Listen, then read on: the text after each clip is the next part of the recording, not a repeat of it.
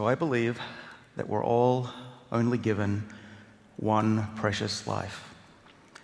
For those of us who are really lucky to be born, it's a life to be embraced, a life to be used for good, and a life that's worth prolonging in good health. Now, when we're all very young, we assume that our parents and our grandparents, all our loved ones, will be around forever. But then we learn that that's not true. I clearly remember my daughter Madeline, here she is. When she was 4 years old, I was putting her to bed, and she said, "Daddy, will you always be around to protect me?" Man, it even almost brings a tear to my eye right now. I think anyone who's been a parent knows how this feels. And I said to her, I had to be honest, I said, I'm sorry. One day, like everybody, I will grow old and I will die. And I watched her eyes well up, and she gave me a really big hug. But then I told her, I think what we all tell our children, which is just don't think about it. And so she did. But here's my big idea. I think we've all done this in our lives. We all try to forget about this truth. And ironically, I believe this is preventing us from realizing the lives we could actually live. So, you know, my grandmother, Vera, she's an amazing lady. She saved lives in World War II. She escaped persecution from Hungary and fled to Australia. She had a wonderful sense of humor, a love of life, and she spent a lot of time raising me. And she never wanted me to call her grandma, only Vera, because she hated the idea of growing old. But since then, I've watched her grow old. She's watched herself grow old too, and she used to apologize to me for it.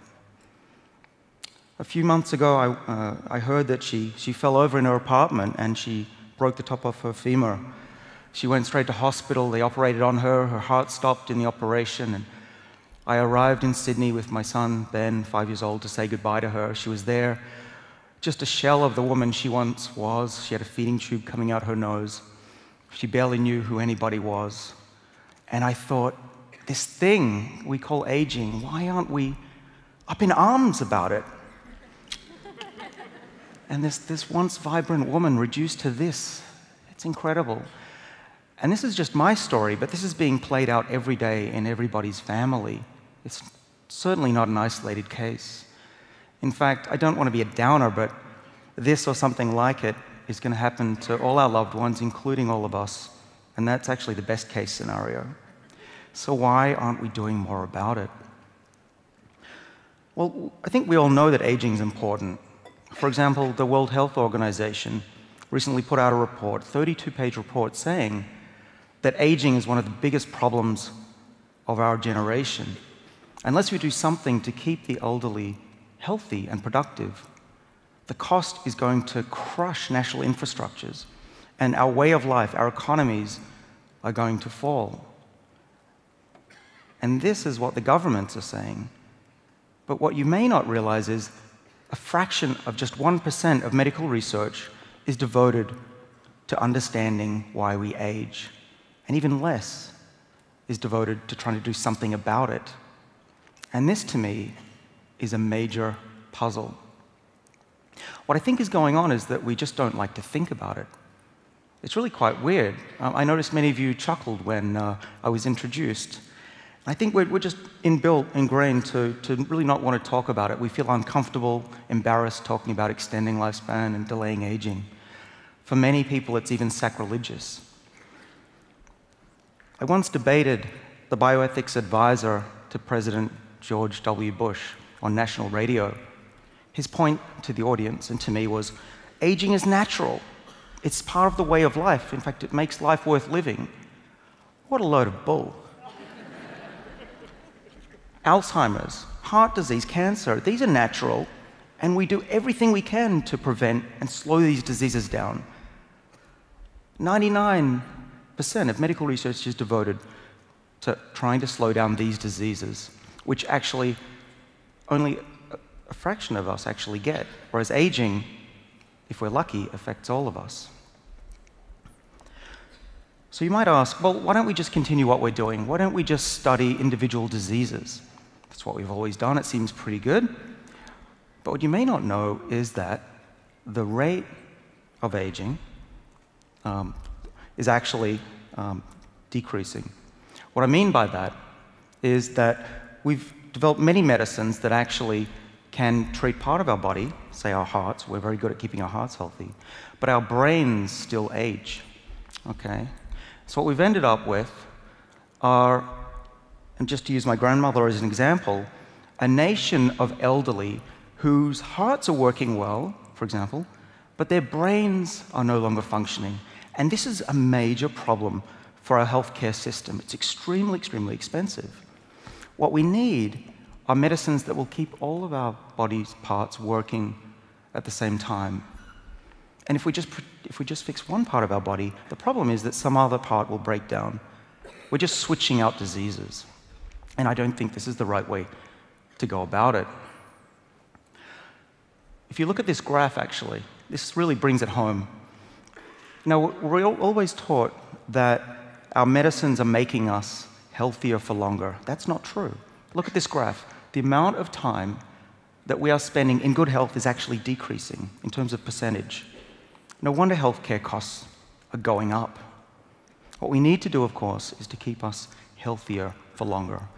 So I'm not talking about living for 500 years. I see that sometimes quoted in the press. But what I am talking about is an ability for us to live into our 90s and our 100s in a healthy way. And not like my grandmother, who suffers, and many of us will go through this unless we do something about the root cause of aging, and I would argue is the greatest problem of our time. Well, let me tell you about the work that I've been doing a little bit, about how I think we can get at the root cause of aging. So when I was in my 20s, I earned a PhD in Sydney, and I headed off to Boston to a place called MIT to understand why yeast cells, little budding yeast that we use to make bread and beer, why they grow old. Because I figured if we couldn't figure this out for a yeast cell, we had no hope of understanding why we grow old. Fortunately, I did. And even though there were critics of this approach, there were even Nobel Prize winners who told me, this is not the way to go about aging. Yeast cells don't get gray hair, they don't get heart disease, they don't get cancer. But I ignored them, fortunately. I was quite naive, luckily. And in the next few years, what we discovered as a group was that yeast cells do in fact grow old. And one of the reasons is that their genes start to switch on as they get older. So what I mean by that is that, so every cell has a set number of genes. We all know that. In every one of your cells, same number of genes. But they're not all switched on at the same time. They need to be kept on and off, and tell what type of cell is in the liver and what type of cell is in the brain. And what we found was that these yeast cells, as they got older, after about a week, all the genes started to come on, and they died. Now we could find genes that could actually slow that process down. We could find genes that could switch off those rogue genes and silence them. And this led to a discovery of a longevity gene called SIR2. And SIR2 stands for Silent Information Regulator number 2. So in 1999, I started a new lab at Harvard Medical School. I was 29 and figured I could change the world. It was really exciting. We soon discovered that there are 7 of these longevity genes in our bodies. We call these the sirtuins. So the sirtuins have risen to scientific prominence. There's thousands of papers on these now. And what we've learned is that they seem to protect our body against diseases of aging. So for example, if you put extra copies of these genes into yeast and little nematode worms and flies and mice, they do a lot better. In fact, in most cases, they live longer in a healthy state. So what we need to do is to figure out ways to tweak these genes, to make them more active. And in that way, we might be able to delay all the diseases that we get as we get older, and possibly even reverse aging. So let me explain what the sirtuins do in our body. And I've been very fortunate that the TEDx people have helped me make some videos here. There's a new idea about aging, and that is that as we get older, genes are switched on and off in the wrong way. So when we're young, there's a beautiful symphony playing, but as we get older, the instruments, the orchestra starts to play willy-nilly and screw things up. So if we zoom into the cell, you'll see a chromosome, and if we stretch out the chromosome, that's the DNA, all twirled up there in gray. The pink blobs are proteins called histones that the DNA is packaged in. Red means the gene is off. The problem during aging is that chemicals come in and stick to the histones and turn the genes on. So that's what the green lights mean. This gene that should be off in the brain of my grandmother is now coming on, and that's a terrible thing. And if this gene happened to be a gene that told the liver to be a liver cell, and now it's on in the brain, you can imagine the problem. And that's what we think may be a large part of what happens during aging. This leads to a really important possibility.